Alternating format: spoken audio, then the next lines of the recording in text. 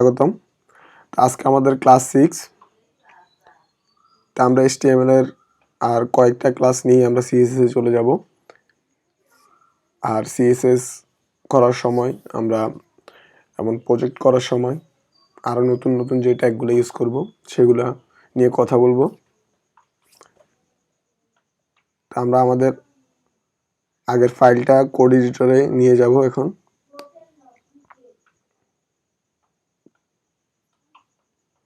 কারো যদি file open করতে সমস্যা হয় বা নতুন ফাইল ক্রিয়েট করতে সমস্যা হয় অবশ্যই আমাদেরকে জানাবেন, কমেন্ট করে জানাবেন।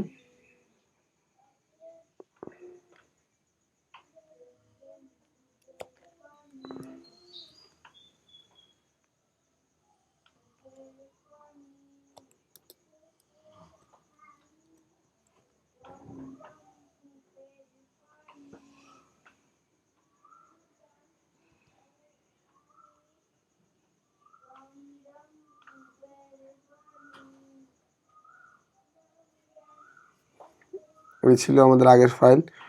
আমরা আগের যা কিছু আছে সব বাদ দিয়ে দিব। এখন সবই বাদ দিয়ে দিব। আমরা আজকে নতুন করে লিস্ট ট্যাগের ব্যবহার শিখব। আমাদের লিস্ট দুই ধরনের, একটা হলো অর্ডার লিস্ট আর একটা হলো আনঅর্ডার লিস্ট।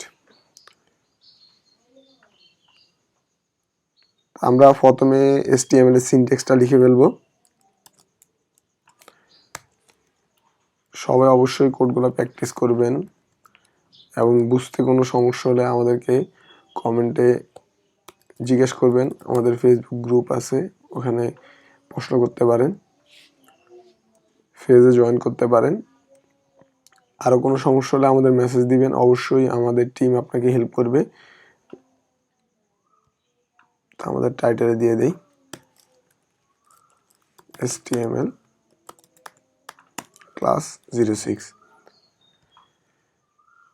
তো আমরা আজকে লিস্ট ট্যাগের ব্যবহার শিখব। আমরা সেন্টার ট্যাগ দিয়ে যে কোনো লেখাকে মাঝখানে নিই। আমরা সেন্টার ট্যাগ একটা হেডিং নিব, হেডিং 2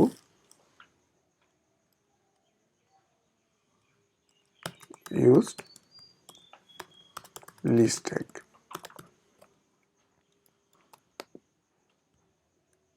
চাইলে আউটপুট দেখে নিতে পারি, আমাদের মাঝখানে আসছে লিস্ট ট্যাগ। আমাদের লিস্ট ট্যাগ দুই ধরনের, একটা হলো আনঅর্ডার লিস্ট আর একটা হলো অর্ডার লিস্ট। আমরা প্রথমে আনঅর্ডার লিস্ট দেখব। তার জন্য আমরা একটা হেডিং নিই, আনঅর্ডার লিস্ট।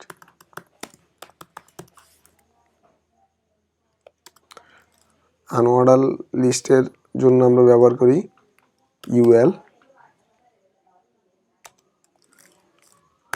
li, আর লিস্টের জন্য li। লিস্ট UL এর মধ্যে যেসব li ট্যাগ থাকে, UL এর মধ্যে যেসব li ট্যাগ থাকে তা হলো আনঅর্ডার লিস্ট। আমরা লিখি কপি,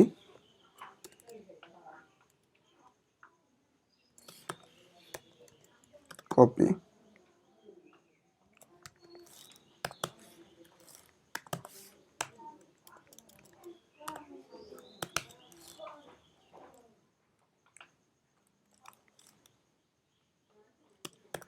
বুক,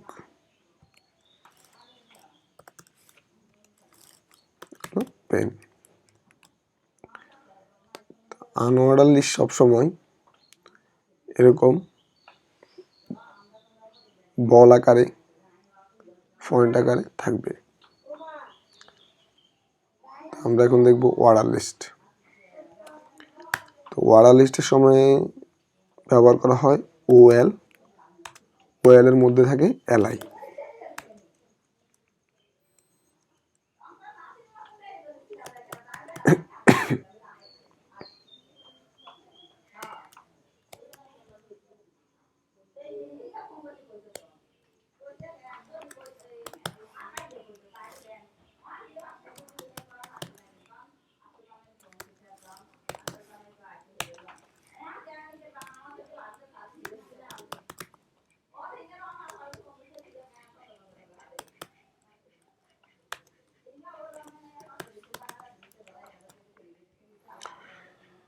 তাই অর্ডার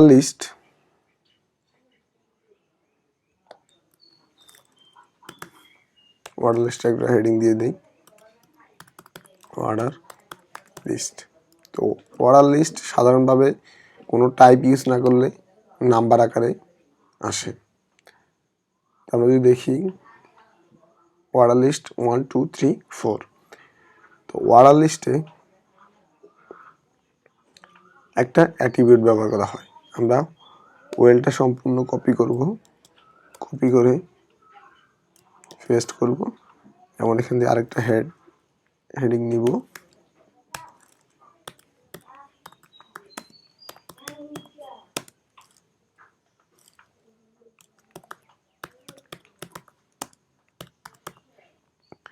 আমরা এর মধ্যে যদি টাইপ ক্যাপিটাল এ দেই,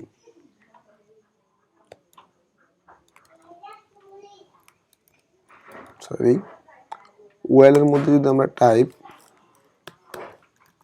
টাইপ ক্যাপিটাল এ দেই, তাহলে আমাদের অর্ডার লিস্টটা সবগুলো আপার কেস লেটারে অ্যালফাবেট কিতে আসবে।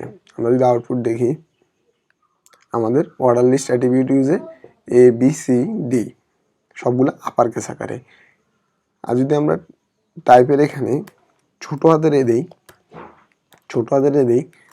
তাহলে আমাদের এগুলা লোয়ার কেস আকারে আসবে। আমরা আবার কপি করি এখানে যদি ছোট হাতের এ দেই, তাহলে এগুলো লোয়ার কেসের অ্যালফাবেট কিতে আসবে, লোয়ার কেস। আর যদি আমরা টাইপ ইউজ না করি, অর্ডার লিস্ট সাধারণভাবে নাম্বার আকারে আসবে। তো আজকে আমাদের এই পর্যন্তই। আমরা পরবর্তী ক্লাসে একটা ইনপুট ট্যাগের ব্যবহার দেখব এবং লগ ইন ফর্ম কীভাবে বানায় তা দেখব। একটা ফর্ম বানাবো, তারপর আমরা HTML এর আরও কয়েকটা ক্লাস নিয়ে আমরা CSS চলে যাব। CSS শিখেই আমরা PHP টু HTML কনভার্ট শিখব। তো আমরা যারা ওয়েব ডিজাইন শিখতে আগ্রহী, তারা আমাদের সাথে কন্টিনিউ ক্লাসগুলো করবেন এবং প্র্যাকটিস করবেন। আর যদি কোনো সমস্যা থাকে, বুঝতে সমস্যা হয়, ভিডিওর কোয়ালিটি খারাপ হয়ে থাকে, অবশ্যই কমেন্ট করে জানাবেন কিভাবে আরও ভালো করে যায়, আপনার কোন জায়গাতে প্রবলেম, কোন জিনিসটা বুঝেন নাই। যদি ফাইল ওপেন করতে না পারেন তাও বলবেন, আমরা ফাইল ওপেন করা নিয়ে একটা ভিডিও বানিয়ে দিব, আপনাকে পার্সোনালি সাপোর্ট দিব।